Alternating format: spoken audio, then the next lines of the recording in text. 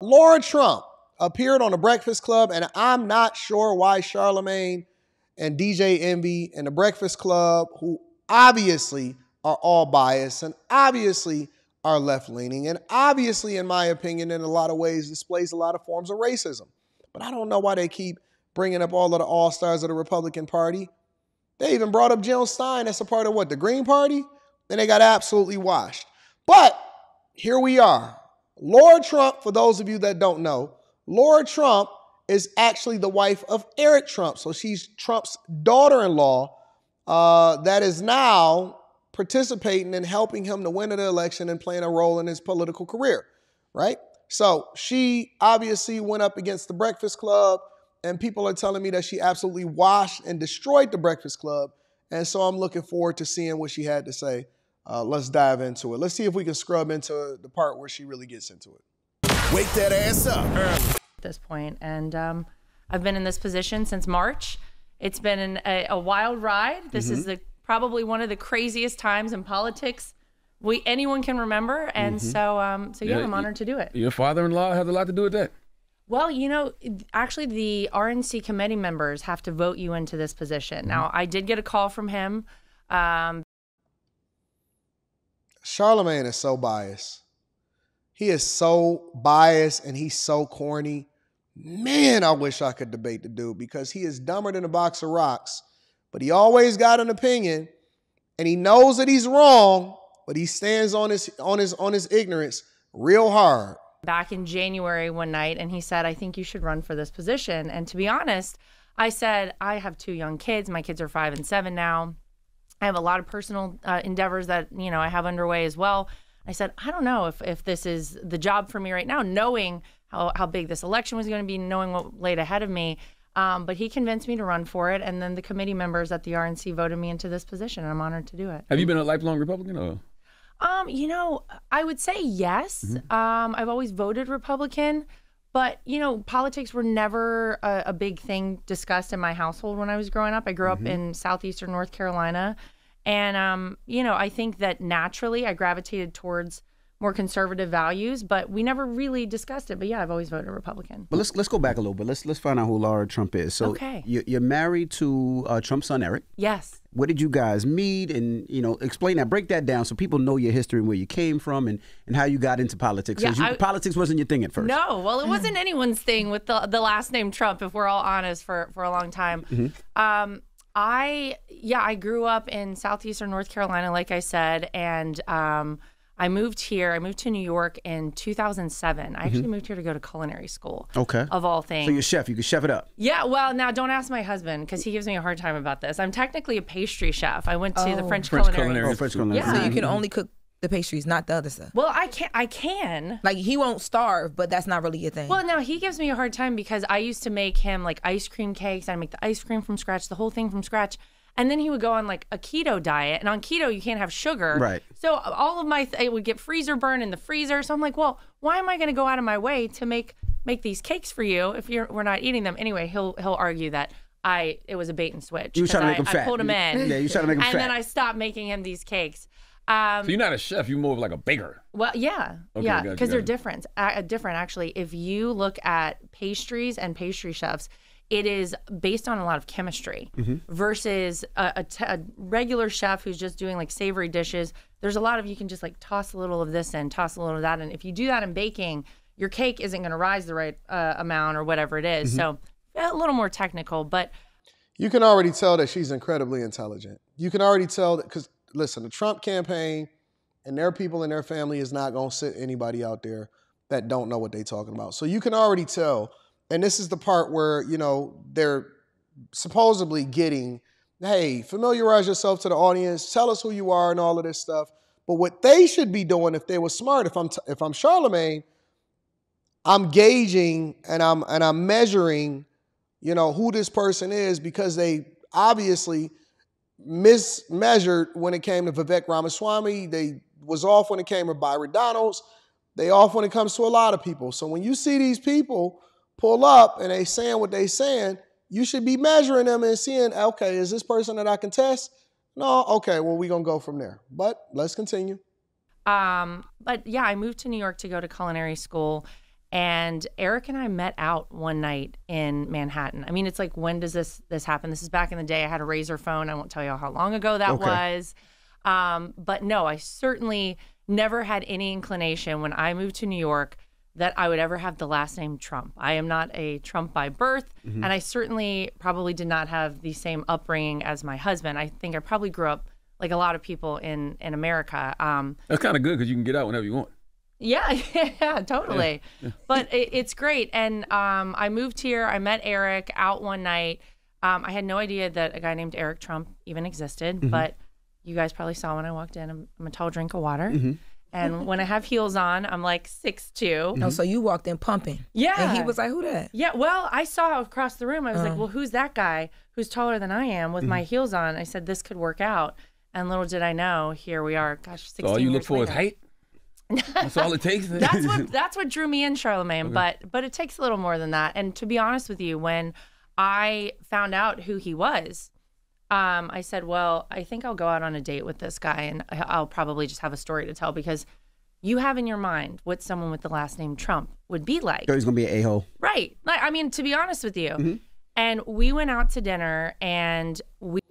You know, Envy gonna throw in his little dumb shot. You thought he was gonna be an a-hole. Envy, shut up. Just be quiet for a minute, Envy. Because when I think of somebody with the name Envy, I think we gonna let the reputation that he has precede in him. I think simp. How about that? I think simp.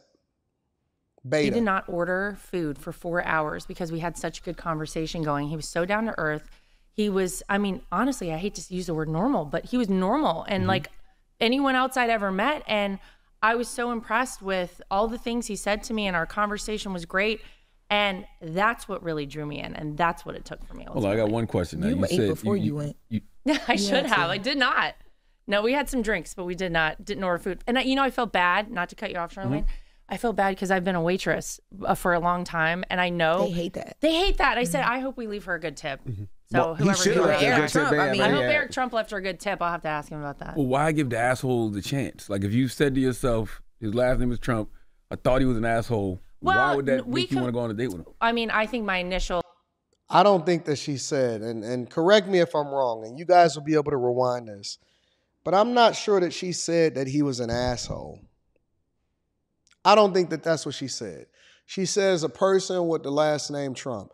And see, this is why I don't like this. And this is the same thing that you see in the culture and the community. And you see people that are so biased and they're so racist, and they already got their mind made up on who you are before they ever meet you, instead of having an open mind and having a discussion.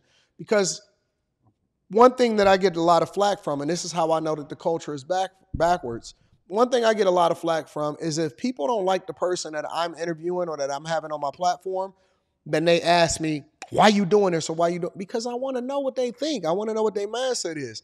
I'm curious as to who they are, and you know, my goal is not necessarily to debate you. You see what happens when I debate somebody.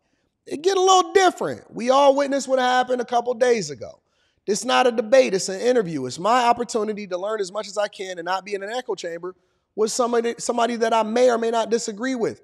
It's not about even whether I disagree with them. It's about getting all of the insight, all of the information in the context. So, you know, as long as they've been on this platform, the Breakfast Club, to see how stupid they are and how ignorant they operate is unfortunate. It's absolutely unfortunate. And it's a case study on how not to use your influence and clout to look like an idiot and get embarrassed by a person that's graced you with the opportunity to be able to come up here and have this conversation with you and accepted your invite and request.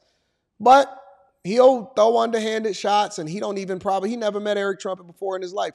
Probably don't even know who he is, but automatically called him an asshole. Okay. All right. Like knee jerk was, oh, this guy's going to be like, I'm not going to like him. But we communicated, you know, we talked on the phone, and he seemed relatively okay. So I said, all right, let me go see what this is about. And yeah. So when did you worked at Inside Edition too, right? I sure did. Okay. Yeah, I have a background in a communication media degree from NC State. Shout out to the Wolfpack. I'm so mad that I ever even supported Charlamagne. And that I bought was a book of producer with Inside his just Edition to for 5 support years until so of course, the famous aggravated, escalator ride in Trump Tower. And now my life is politics. How working at Inside Edition as a producer did you not know who he was? This was before I worked there. Oh, okay. Yeah, I worked this is when I was in culinary school. Got you. What year was that? This was 2008. Got you. Yeah. Okay. Yeah. And when did it switch to politics? When did, because, you know, it was a big, happy entertainment family, and then politics hit. And when you started hearing the politics talk, did you believe it? Did you say, no way, this cannot possibly happen? Walk us through that, because I don't think anybody ever thought that Donald Trump would make it to president. It just didn't seem like, because he wasn't a quote-unquote politician. Yeah. Well, he was friends with everybody. I mean, I think if you look back at Donald Trump's history, you know, he last night we were at the Al Smith dinner, and he was right there next to Chuck Schumer, and he said to Chuck Schumer, who's obviously a Democrat senator, he said, I gave Chuck his first check ever when he was running for like assemblyman or something. So yeah, That's why Chuck was laughing so hard. Remember we asked why Chuck was laughing so hard? Chuck was laughing, boy. And they all turned against him. The very people that he supported, they all turned against him because he ain't nobody loyal. Nobody is loyal in these streets. Everybody is dirty. All of them eventually turned against Trump because nobody is loyal. It's dirty. Dude gave him his first check and he forgot where he came from. That's why I don't trust nobody, man. I don't be liking the optics of that. Only reason I say I don't like the optics of that is because when you hear people like Chuck Schumer say things like Trump is a threat to democracy, but then you're sitting next to him yucking it up. Why would you be yucking it up with somebody who you consider a threat to democracy? Well, you have to ask yourself that question, don't you? Maybe it's all scare tactics. Maybe it's a lot of fear mongering. Charlamagne. What I can tell you is I know Donald Trump. I have known him for 16 years, and Chuck Schumer's known him a lot longer than I have. And I think he knows full well he's not a threat to democracy. And you don't even have to take my word for it. Look at what he did when he was in the White House. Like, there was never any threat to democracy when he was in the. Let me guess, he gonna bring up January 6th. Let me guess, he gonna bring up January 6th. White House. There was and an I would attempted actually coup of the country. Well, that you can argue that a lot of different ways. Peacefully and patriotically make your So voices heard is not an predictable. attempted People like coup. this, you could just walk them right into the trap and let them fall in and let the bear eat them.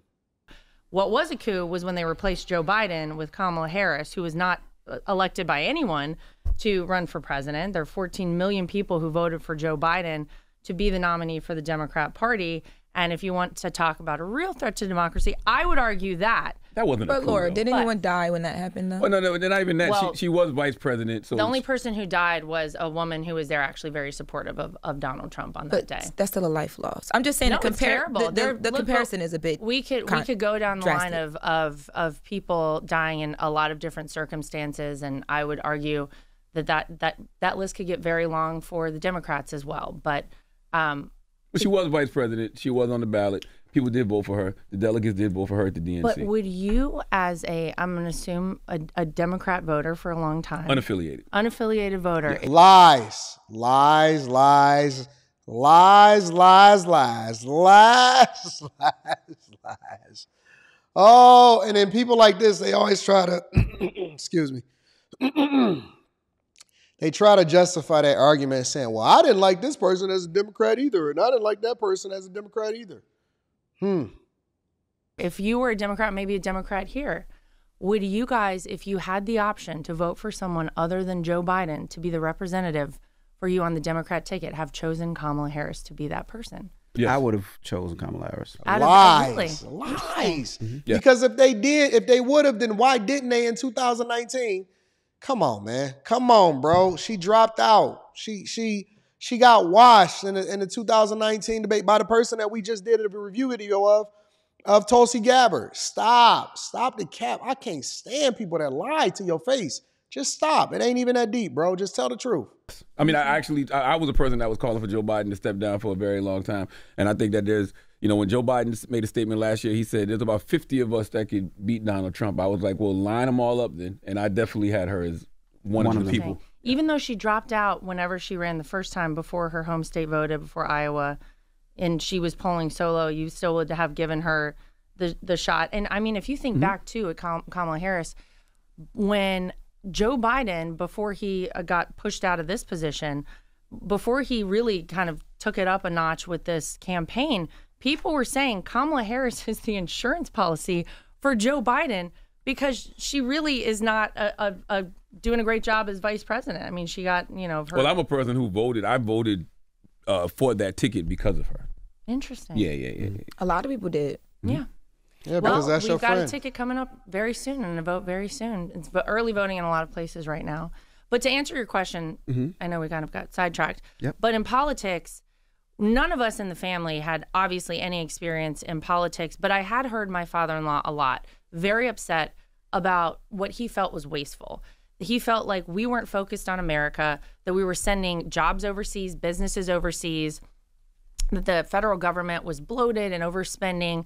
And he said, this isn't right. This isn't the America that I grew up in and that I think we should, have as a great future for this country.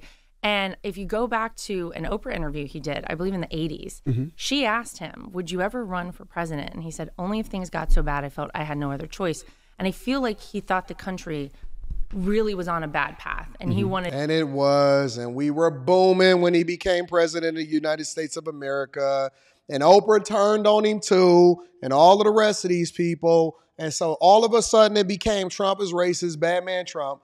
Prior to 2016, everybody was rocking with him and everybody loved him. But it was the time that he decided that he wanted to do something better for his country instead of just for himself. And at that point was when everybody turned on you, similarly to how they do it in everything else that happens in life. It happened in the biblical days. It's happening with Trump. It's happening all across the board. And we forgot who we are because we so busy hating and voting based off of identity politics. But she's absolutely right about her identification of who Trump is and who the people are that turned on him as a result of it. Wanted to help bring it back. And so right before his famous golden escalator ride, we actually all sat down as a family. And I'll never forget this because it was one of those moments where looking back, I say, gosh, he really had such good insight into what was about to happen. We all sat down as a family for dinner and he talked us through, I want to do this. This is definitely something that is real. But if I do this the right way, if I do what is needed and I call the people out who need to be called out and expose the things that need to be exposed, they're going to come after us. And it's not just me, it's the whole family. And I think you guys need to really appreciate that. And I need you to understand that and make sure everybody feels good about it. And of course we were like, well, yeah, like how bad could it be? But the foresight he had into what we've seen happen to this man, and I don't think anyone can argue if his name wasn't Donald Trump and he had never run for politics. I mean, you would never have seen any of the crazy things happen to him that have. So that was sort of where we all kind of got our intro into politics. I didn't become part of things really until I flew down to North Carolina in August of 2016 for a rally with my father-in-law to my hometown in Wilmington. And one thing led to another, and he told me that I was going to be responsible for winning him my home state of North Carolina in the 2016 election. And as a person who had no idea what I was doing in politics, I said, I better learn pretty quickly and get to work. And so that's what I did. I wonder what he learned from the first time he ran. Hold on, I just want to know, at that dinner, did y'all say, you know what, well, let's put all our dirt on the table right now because you know they're going to be coming at you. You know, press is going to try anything that you guys have ever done. If you guys have stolen a Snicker bar from a store, they're going to come at that. Was that the dinner where you said, well, let's put everything on the table so we know what they're going to be attacking, or that never happened? I'll be really honest. We really didn't have a lot to put on that table. And if you think that I'm lying, you really believe that anybody in the Trump family with the Trump last name wouldn't have had any and everything exposed by now? No, I mean, I think we naively thought, look, if you have good intentions and you do the right things and you're a good person, then, if Donald Trump became president, I think we all thought after he won in 2016, oh, well, then all the craziness will stop. Everybody will rally behind the person who's president of the United States because we should all want our president to be used successful. To be the way that it is was. Success for America. And obviously, we were very wrong about that. What is he? Well, two things. Well, I want to go back to one thing first. I wonder what he learned from his 2000 campaign. 2016 campaign? Well, he ran in 2000 too, officially. Oh, yeah. I haven't actually talked to him about that. Yeah, that's a good question. I mean, I just brought that up because you said that when you talked about the vice president's campaign in 2020, sometimes campaigns aren't successful. Joe Biden ran a bunch of times before he actually won. He sure did. Trump ran before he actually won. That's why I brought that up. I don't know if he officially 2000. ran. In 2000, he did. If he did, it didn't go very far from my memory. I don't know that there was any official announcement as far as I know. But look, I think he felt the right time was 2016. I think he looked at what was going on. And you know, this is a businessman. And I think a lot of what he did that was very beneficial to this country has to do with businesses, with the economy, with jobs. Those were things that were really important to him. And you hear him talk about it now. You know, he recently was talking about tariffs and how he wants to apply tariffs to countries who are, you know, it's really awful to see how so many jobs, factories have gone overseas. We want to see made in the USA on more. And you saw that happening when he was in the White House. You saw more people employed in this country than we've ever had employed in the history of America. You had more money in your pocket. You had inflation at 1.9%. It was a very different feeling when he was in the White House. And I think that's why you're seeing such great support for this man. You don't have to love everything he says. You don't have to love everything he posts on X or Truth Social or whatever. But you do have to be honest that your life probably felt a lot better with Donald Trump in the White House. Now, why would anybody that is voting Democrat be honest? Why would they give him any credit for what their life was like and the opportunities that had presented itself at the time that he was president of the United States of America? Why would they do such a thing? Do you think that in any world, in any capacity, that a person that is liberal or a person that is made up in their mind that they're going to drink the Kool-Aid and they're going to read whatever they want to read so that they can then justify their hate for somebody else is at any point going to sit here and tell you, yes, my life was better under Donald Trump than it was over the last 3.5 years? Get the hell out of here, bro. Get out of here. No, they would not. They would not. Come on. Come on. All I hear on this show today is rebuttals. Nobody can actually argue with her, and she can articulate herself really well. And she washing Charlamagne right now, even though he's come with all of these ad hominem attacks and all of this hate right now. And I think that that's one of the reasons that he's working so hard, because he knows he can do the job. He did it one time before. Question: why are tariffs considered good business when we know that it's going to cause the cost of typical American household items to go up significantly? Well, he explained like a bunch of economists say that it'll cost the average American $2,600 extra a year. I think that that's the Kamala Harris talking point, ladies and gentlemen. A bunch of economists explained this the other day when he was sitting down with, I believe it was Bloomberg. That, look, the reality is that it's going to force people to bring their companies back to the United States. And he really believes that. But it's going to hurt a lot of American citizens in the process of that. Because it's not like these companies are going to turn up and change over, come back overnight. Well, let's talk. I mean, if you want to talk about hurting American citizens, the first thing that Joe Biden and Kamala Harris did, their first executive order in the White House, shutting down the Keystone XL pipeline. That was something that gave us our energy independence. It was so bad for America. That drove up gas prices. That caused inflation to continue to go sky high. It enriched our adversaries like Russia and Iran, because now they were supplying oil for the rest of the world instead of the United States. It put us in such a weakened state.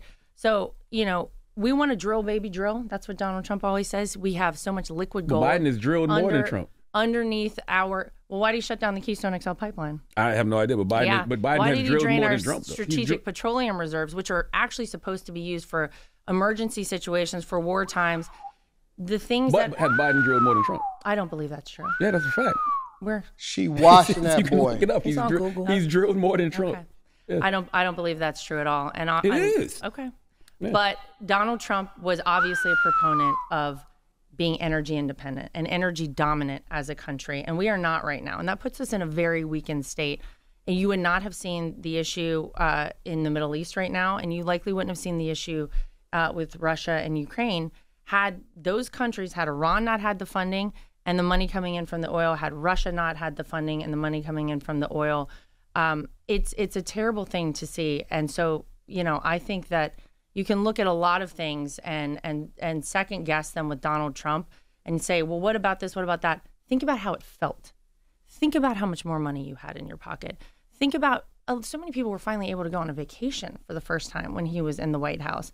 And those are real tangible things. And right now, life is very hard for so many people in this country. You know, I travel all over the place and I constantly am in airports and restaurants, and I constantly am approached by people who say, I cannot afford not to vote for Donald Trump. And I think they really mean that. Whether you look at our southern border, the influx of people who've come in this country, it's detrimental to so many aspects of our society. It's something that we've spent so much money on here in New York, $12 billion over 3 years. It's costing the city of New York to house illegal immigrants. And so I think whenever push comes to shove and we're looking at this election right now, there's so many people who might not love everything Donald Trump's ever said, but they certainly want to go vote for him because they want their life back. They want more money in their pocket and they want a safer community and they want peace agreements. There's a lot of people. I wish we had the time and the capacity to look at this whole thing and just make it about Laura Trump, because Jesus, this woman is beating them down and she is hitting them with facts after facts after facts, but we got to move on. Let me see if Envy got a little bit. Let's play a little bit more. People that say that, you know. Hold on real quick. I do want to just note that inflation is down, though. It's coming down. It's like the 2.5%. It's coming just down, that the but prices it's not are still down. so elevated. But wage growth has not kept up with the rise in inflation, and it's causing people to really hurt. I don't even think he understands how inflation works, but we're going to let her answer and see how she responds. Around this country, they really can't make their basic ends meet right now. I mean, inflations are down, but the prices are up. I mean, whose fault is that? That's more so the corporations than it is government. Prices are, say that again? Inflation is down, but the prices are up. Inflation is not down nearly enough. You can bring 2.5%. You can bring inflation down significantly, and I think if we had an energy independent country, it would really help. Let me help y'all to understand how inflation works. Let's stop it there. This is how inflation is works. So you can say, well, inflation is down. What are you talking about? Okay, so they've gotten it down to under 3%. But over the last 3.5 years, year after year after year, it was closer to 10%, which was unprecedented in our lifetime. So let's say that it did like this one year, and then this the next year, and then this the next year, and then it just did like this. Because now, year over year, inflation is only at 2.5, 2.6, 2.7, 2.8%. So it did like that, and then it did like this. Okay, so inflation is down. No. But we don't have deflation. So what happens is your wages didn't go up as fast. And so just because inflation is doing like this, that doesn't mean it's going back like this. You see what I'm saying? So wages and wage growth and opportunities didn't keep up with inflation. So now that it's leveled out, doesn't mean that you don't have a total inflation above 20% during their presidency, which is still leaving you at a disadvantage because your wage growth combined with the fact that people are losing their jobs and getting laid off and they already didn't have enough in order to survive or feed their families or pay all of their bills, or they had to downsize, or they had to move in with their parents. When you see people like this that have conversations that have no insight as to what they're talking about or no information and don't understand what they're talking about, they make themselves look like fools to people that do. And sometimes it's even best to let them talk so that they can, look even more foolish. But neither here nor there. That's Laura Trump, everybody. That was phenomenal.